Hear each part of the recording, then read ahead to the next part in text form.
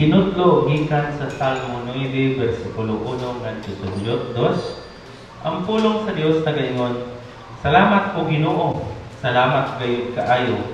Isaysay ko ang tanang butang kahigulungan nga imong binuhat. Tungod kanimo mag-awit akong malipayon, awitan ko ikaw mapagdayeg o Dios nga labing tanghanan. Mga Muna mo ako sa presensya mo.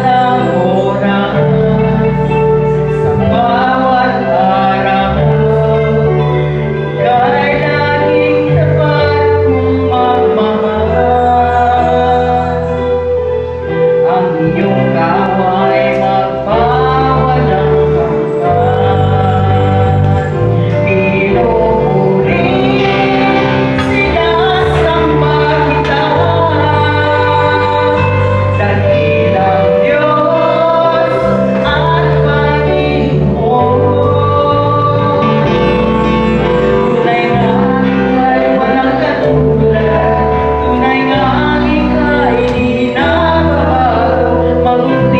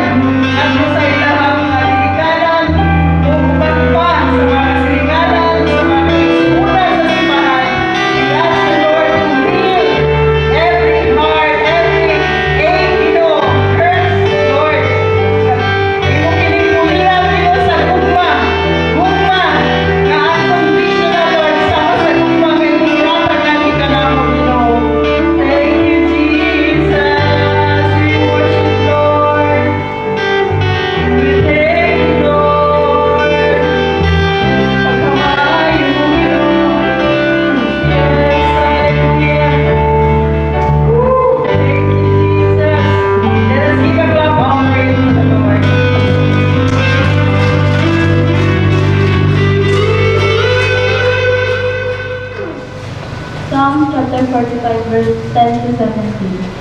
Hear, O Lord, and consider and incline your ear. Forget your people and your father's house, and the king will desire your beauty, since he is your Lord. Bow to him. The people of Tyre will seek your favor with gifts. The riches of the people of lodges and the princes and hair trumpers, with robes interwoven and with gold, and many colored robes. She is lead to the king, with her virgin companions. Follow behind her, with joy and gladness. They are led along as they enter the place of the king. And place of your father shall be your son.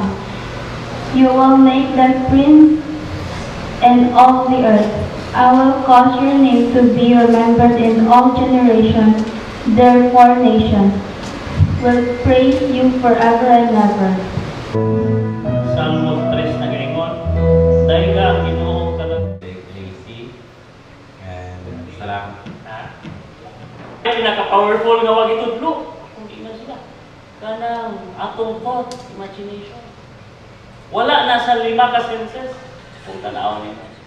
Let us continue to repent, acknowledge our failures, atong sins.